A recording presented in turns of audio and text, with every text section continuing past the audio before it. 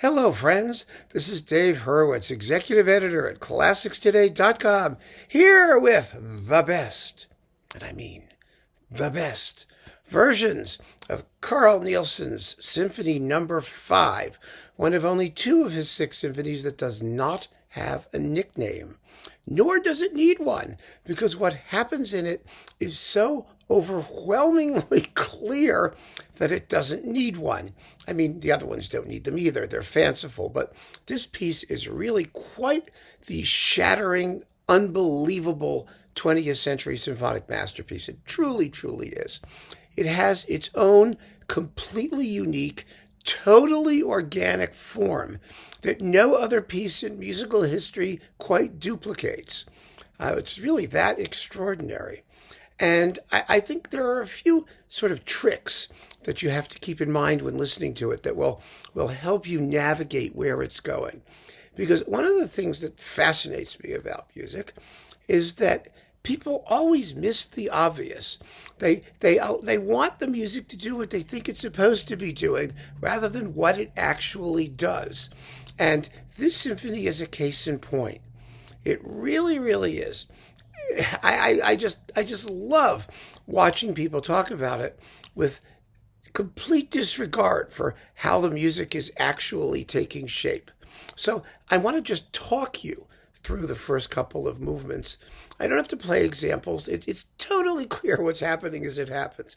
But I think it will really help just to get the narrative straight. So let's start at the beginning. As I said, it has two movements.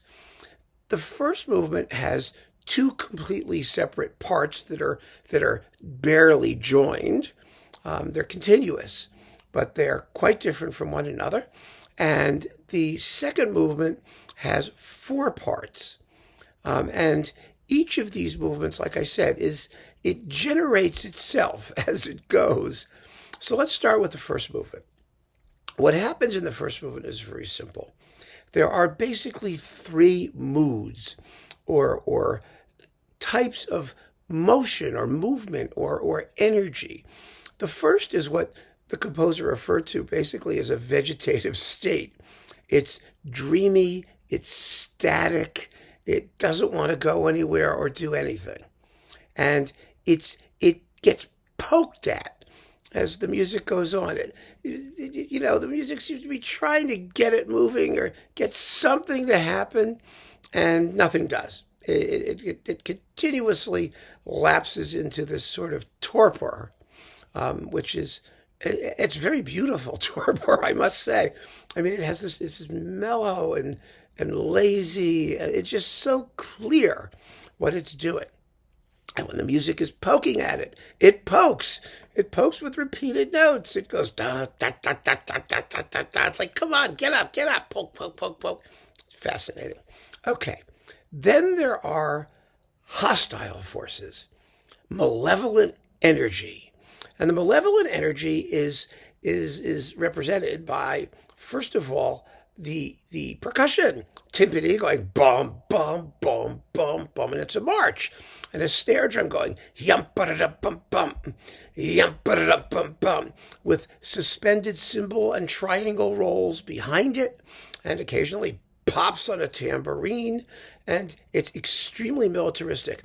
And leading the maniacal militaristic aspect melodically is a really strident and obnoxious clarinet that's just screaming away at the top of its register. And the clarinet is actually the wind instrument in this particular symphony that has sort of the most personality. It's going to pop out as a soloist on several occasions. So that is the other element. Now, those two ideas, the militant, nasty, malevolent thing and the vegetative state, kind of go at it, but not in a very, very heavy-duty way. The music tries to get back to its vegetative state. Then the militant stuff gets louder and more insistent, but they don't get anywhere. They really don't. And so eventually, after after a little bit of back and forth between the two, the music subsides into a long, long passage of diminuendo with repeated notes on the violins and one note of a celesta. The celesta only plays this one note in the entire symphony, just as the percussion only is used in the first movement, because it's associated with certain emotional states. And only when we hear those emotional states do we hear those instruments. It's very, very clear, as I said. So the celesta is going bong, bong, bong, bong, sort of like the call button in old department stores. Remember when you would walk around the department store and you'd listen and you'd hear clean up on aisle 6. Well, that's a supermarket, but women's lingerie. And you hear bong, bong, bong. It's exactly what it sounds like. So that's the celesta doing its thing, and the violins are also playing the same note, and they make this long diminuendo with little bits of the snare drum's militant stuff in the background, and they fade off into nothing. And that's the first half of the first movement. Now, the second half of the first movement begins with a gorgeous string melody in adagio tempo, slow tempo, and it's so beautiful. Oh my God, it's a gorgeous, noble, striding tune that seems to be moving purposefully forward in giant waves of sound. It's ya da da da. Never mind, I have a cold. I can't even try it. It's tremendous. Absolutely beautiful. So, that particular theme begins to gather itself forward, and as it does so, the elements from the first part start to pop up. First, there's a woodwind arabesque. It does that, which we heard initially trying to get the vegetables going in the first half. And then the snare drum returns in its own tempo, in a completely separate tempo, and starts arguing with this beautiful, noble, transcendental theme. And as the climax gathers, Nielsen very famously directs that the snare drum improvise as if at all costs it wants to stop the progress of the orchestra. And so the snare drum just goes wailing away like crazy with occasional little pauses, and for 9 long bars in very slow tempo. And finally, the snare drum realizes it ain't going to work, and so it just hits a roll, and behind the orchestra comes one of the most glorious, fulfilling, heartwarming climaxes in all of music. It should give you a chill when you hear it. It's unbelievable. And if you listen to it very carefully, in some performances you'll hear that as the glorious adagio theme is sounded in the full brass section, and the woodwinds are going, the snare drum's rolling in the background, and the strings are playing that woodwind thing too. They go,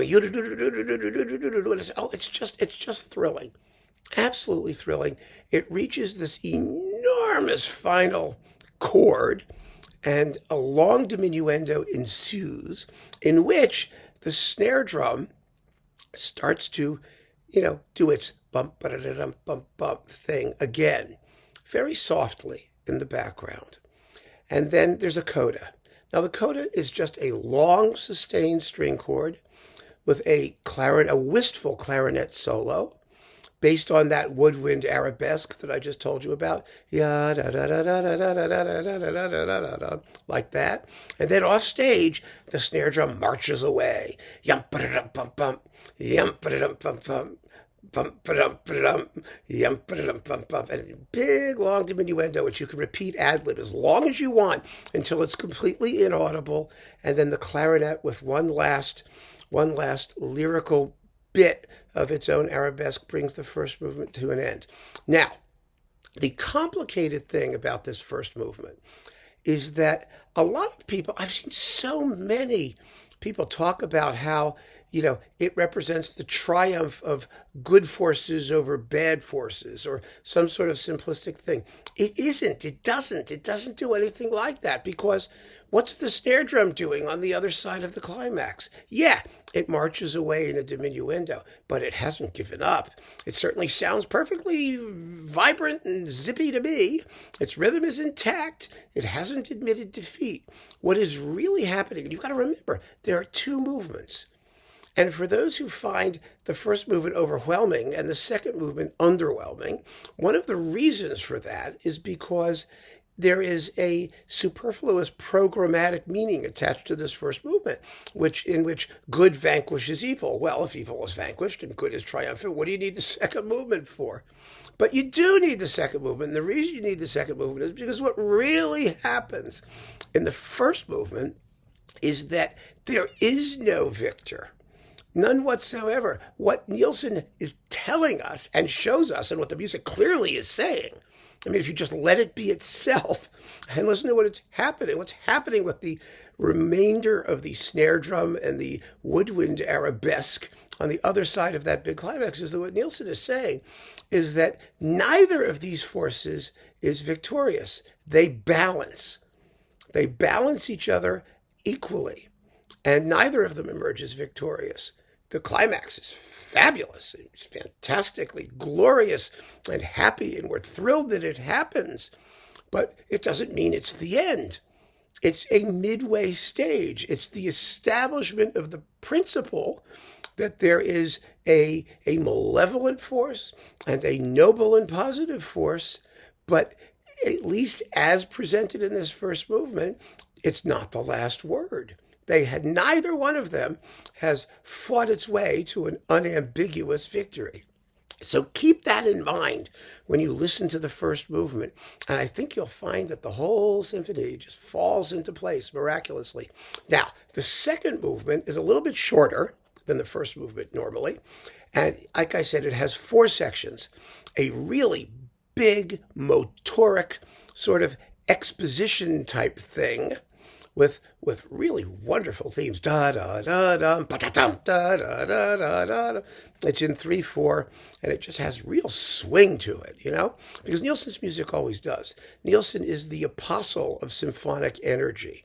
People compare him to Beethoven in that respect, and really, he's the only composer after Beethoven, I think, who was able to write that much inherent natural energy into his music, into his themes.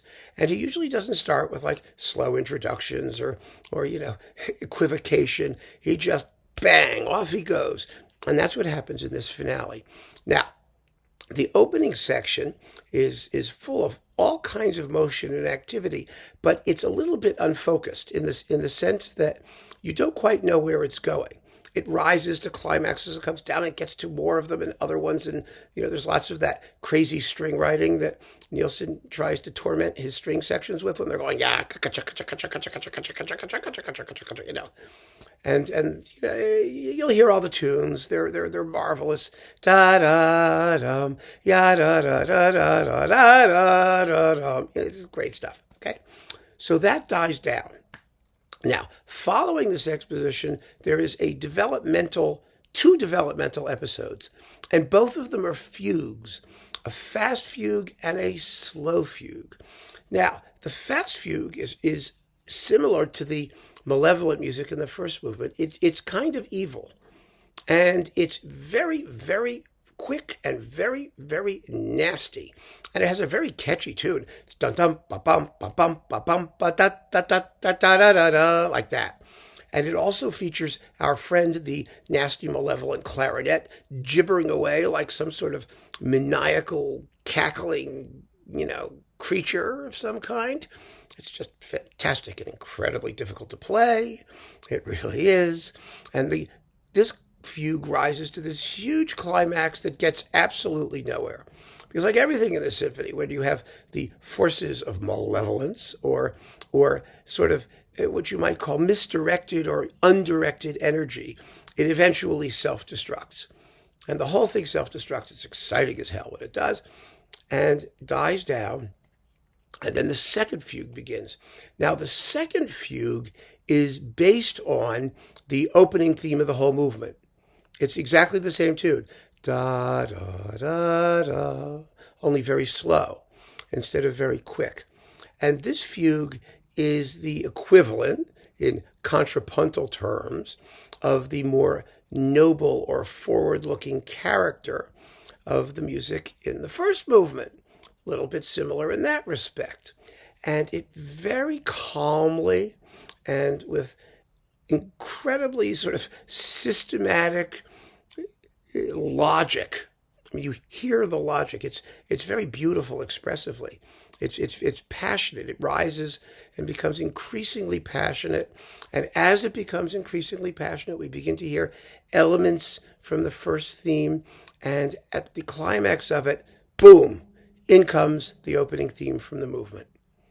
And this time, having found basically, its way back from wherever it was at the beginning of the fugue, the music races forward inexorably to the incredibly triumphant conclusion.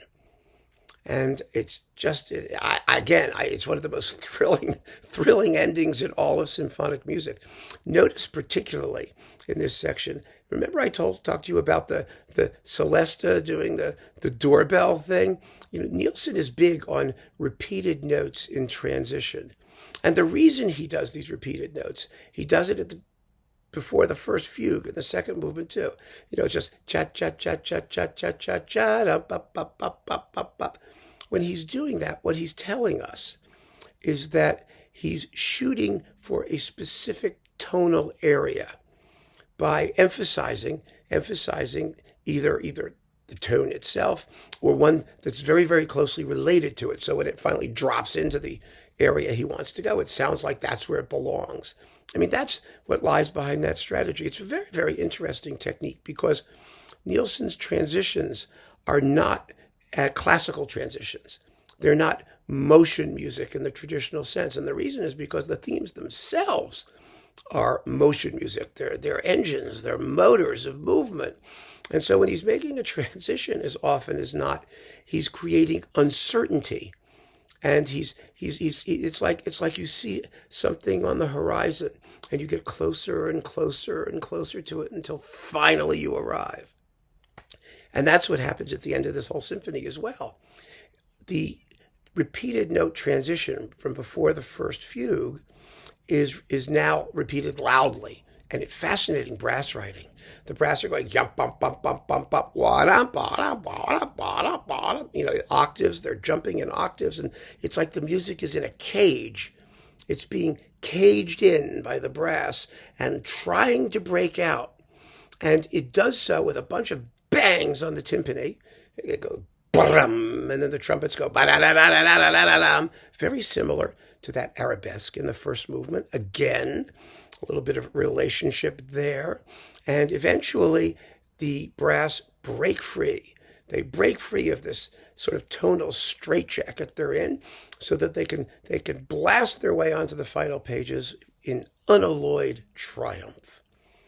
And the important thing to keep in mind is that this second movement is necessary because it achieves the triumphant ending that the first movement did not.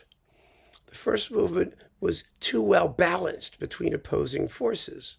But now, by writing an opening section and then the crazy fugue, but then a slow fugue based on the same music, he's shown the primacy of these positive, developmental, more forward-thinking, logical, musical themes. And they managed to bring the symphony to its triumphant conclusion. Now, the whole piece only plays for a bit over half an hour, so 35 minutes maybe. It's not a long symphony. It's incredibly thrilling, and it has a lot of bad performances. There are lots of things that can go wrong in this symphony. One of the things that goes wrong most often is that there's just a lousy snare drum cadenza. I mean, that snare drum has to really play like it wants to stop the orchestra, and if it doesn't, it's just a mess. It's hopeless. The whole thing fizzles. The other problem is organizing the second movement so that it has that feeling of inevitability. And I want to talk about a couple of really lousy performances in order to sort of demonstrate what the really great ones are. I've got 7 of them, 7 really good ones that you should hear if you're curious about the work, or that if you have, you'll be in good shape. But 2 of the very worst. First, Yasha Horenstein. Now, people love Horenstein's Nielsen 5. Why? Because for many, many years, it was really the only non-Danish recording out there. And it does have the all-time best snare drum cadenza. I have to give it that, because the recording overbalances the percussion. The timpani and percussion are way too close. And that snare drummer goes completely ape, and it's fabulous. I mean, it just is exciting as hell. But the rest of the recording is kind of dullish. And as usual with Horenstein, you have a very rigid approach to tempo. And it's not so bad in the first movement, but he completely blows the second movement. It's absolutely the most stultifying, boring, thick, lacking in clarity, foggy. It's really bad. It's really, really bad. So the second half is a huge letdown. And people who, I have to be honest, people who think that, Horenstein's wonderful, they're just thinking about that snare drum cadenza because they don't know anything about how the second movement's supposed to go. That's just a fact. The other really disappointing one that shocked me to death was Paavo Berglund, who did a Nielsen cycle. It's on RCA, and it's mostly dreadful. It's soft-edged and blurry, and it's so not like the kind of stuff he usually does. I mean, if you remember things he did, like Vaughan Williams' Fourth Symphony, it's just exciting as hell, or his Shostakovich, razor sharp and clean and clear. And this is just the opposite. And boy, you don't even know there's a snare drum cadenza in that performance. It's atrocious, just atrocious. And there are lots of other decent fifths buried in, average symphony cycles. I mean, Colin Davis did a symphony cycle. Ted Kuchar did a very good Nielsen cycle with a very good fifth, by the way. It's quite good, but not on the same level as my 7 favorites. There was a new cycle on Chandos with John Storgard's, I believe, that was quite mediocre. Colin Davis's was quite mediocre. Gennady Rozhdestvensky was mediocre. Bryden Thompson was mediocre. I mean, really kind of startling how many Nielsen cycles there are. Nimi Järvi was, Nimi Järvi actually finished the Chung Nielsen cycle, which was very good until for the Nimi Järvi parts. It's really kind of astonishing. And Nielsen is not an easy composer to get right. One of the problems, of course, is that you just have to play it with sufficient energy, and you have to sustain it all the way through. And it requires first-class orchestral playing, really first-class orchestral playing. So with that in mind, let's talk about these 7 marvelous performances. The oldest one of them, and one of the most fascinating, actually, is Leonard Bernstein. Just another indication of his genius as a conductor, that he was doing Nielsen at a time when virtually nobody outside of Denmark was doing Nielsen. This is early Bernstein. I mean, this fifth was recorded in 1963, and it's still one of the great fifths. It is not one of the best recorded. It's an early Sony recording. It needs more impact from the timpani, I think. In the bass, it's a little bit shallow that way. The second movement is really fast. It's just dynamo. I mean, it's really, really fast and really, really exciting.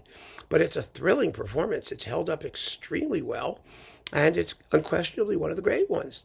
Unfortunately, his Nielsen Symphony No. 4 is one of the worst, which is kind of a shame. So this is that horrible, royal edition with the awful watercolors by Prince Charles. It's coupled with his third with the Danish, the Royal Danish Orchestra, which is wonderful too. And the fifth is with the New York Phil, and it's quite splendid. It really is. So that's one of the good ones. Another one of the great ones is the other unicorn thing, besides Horenstein, thank God, with Ole Schmidt. Here's the cover. It's now on alto. It was on unicorn. It's a wonderful Nielsen cycle generally. It's very, very good. It doesn't have any weak performances. However, unfortunately, the Fifth Symphony, in the very final climax, has some sort of blast of distortion as the trumpets, da da da da da da da da da da da. Oh, it's For years, I didn't know. I thought it was my pressing. I thought something. Then it was on CD. It's just what it is. There's a thing there that they can't get rid of. It's not criminal, but it's a very, very good performance. His number 4 is even better, though. I think that really is a tremendous performance. Also excellent, of course, is Herbert Blomstedt. Now, Blomstedt did it twice. The first in Denmark was on EMI, now Warner. That was a very, very, what's the word? Another soft-edged, not very interesting Nielsen cycle. It was musical, it was sensitive, but it was dull. It was dull, and it lacked power. And I think part of it is that just the Danish orchestras, up until recently, until the 80s, 70s, and 80s, didn't have the gumption to really bring the piece home. That's why, and I mean this with all sincerity, there are no great historical recordings of this symphony. There are not. Do not be deceived. Not only do they sound bad, they are poorly played and much less than impactful. Now, Blomstedt's second cycle with San Francisco was tremendously successful. It's quite wonderful. However, 4 and 5 were the first ones recorded, and the sonics are not as good in 4 and 5 as they are in the other 4 symphonies. They are also, I think, just a touch on the soft-edged side, but the performances themselves are excellent. They really are. So this is a good one to consider if you're getting the whole cycle. Also, surprisingly fine. I really was impressed with this. Esa-Pekka Salonen is another guy who did some really good and some really bad Nielsen. His 4th is also wretched. It's like Bernstein. It's terrible and badly recorded to boot. But 5 is very, very successful. It's quite fine and very, very exciting and nice and sharp. And one of the things about the 5th, I think in some ways was a symphony that was ahead of its time. It was ahead of its time in what it asks of the conductor. It's not a romantic piece. It's much more modernistic, or it can be played that way. And it works very, very well when you do. It really does, with that sharpness and clarity. And here you have it. So it's a very, very good 5th. And let's see, who else do we have? We're in our top 3 already. We're doing quite well. We're going to have a talk that's going to last about as long as the symphony does in most performances. All right. Now we have the Danish National Radio Symphony Orchestra under Michael Schoenwandt on Da Capo. Now, this was originally on Da Capo. It's still available on Da Capo, but it was also reissued on Naxos because they share catalog numbers and various things. They're divisions of each other, so you can get it on Naxos. It's a wonderful, wonderful Nielsen cycle. And, the funny thing about it is that had later developments not happened, this might be still the most recommendable modern Nielsen cycle. And I have to say, like I said about Nielsen, he works well for some reason in more modern performances. They've been getting better over the decades. The more recent we get, it seems, the better the chances are that we're going to get some really great Nielsen. Of course, we also get some lousy Nielsen mixed in with it. But I'm really kind of impressed with how well a lot of this works out in more modern performances. So Schoenwandt is really, really fine with a very, very good number 4. Although I think the couplings are different on Naxos, but it's the same performances. So that's nice to have if you have it. Next, Da Capo actually remade its Nielsen cycle in New York with the New York Philharmonic. This was a labor of love for Da Capo. I happen to know. I was at the performances, and they were really, really good performances. This is with Alan Gilbert, who did very little recording as a conductor of the New York Philharmonic. And I think it's fascinating that this small independent label, or national label, maybe it's not so small for that reason, but not one of the major players in the world of classical music, bigger players, was able to get the New York Philharmonic and make gorgeous performances of the Nielsen symphonies. Now, Gilbert knows the music extremely well, and I think that the playing here is really powerful and impressive. I said in my review of these, which you can read, all of these things I reviewed on ClassicsToday.com. So you can check out the written reviews on ClassicsToday.com if you'd like. But, Nielsen was made for a muscle orchestra, like the New York Philharmonic, just a high-powered group that can really dig into the music. I saw Osmo Venska before he turned into his sort of navel-gazing, micromanaging current incarnation. He did this symphony with the New York Philharmonic, and it was a smashing success. It was absolutely marvelous. And so is this. This is. Let me see if how this is coupled. This is 5 and 6, the Semplice. These are great performances and really good sound. I mean, the New York Philharmonic has seldom sounded so good. So this is definitely a contender. It's an SACD, and just knock you through the back wall. I mean, Chris Lamb does the snare drum cadenza. Oh my goodness, is that powerful? Yes, wonderful. However, my choice for Nielsen's fifth, as it is for almost all of these Nielsen symphonies now, quite frankly, is the latest new Nielsen cycle, conducted by Sakari Oramo with the Royal Stockholm Philharmonic Orchestra. This is 4 or 5. These are on BIS. First of all, these are even better recorded than the Da Capo ones in New York. I mean, the sound on these things is just and you realize just how much raw intensity this music can and must have in a performance like this. A complete take no prisoners, but also balanced, sensitive, texturally transparent, especially in the second movement, which can sound quite muddy, as Horenstein demonstrates fabulously. It's, of course, Horenstein's recording of that is the most fantastic rendering of mud that I have ever heard in music. But here, no. You hear right down through the texture, and it's just marvelous in every respect. If you do not have this Nielsen cycle on BIS, you are missing something huge, really huge. I talked about it in my Nielsen Symphony cycle roundup. But this is a great fifth, and you should definitely go for it. It's my pick for one of the all-time greatest symphonies in the history of 20th century symphonitude. Go for it, and keep on listening, my friends. Thanks so much for joining me. Take care.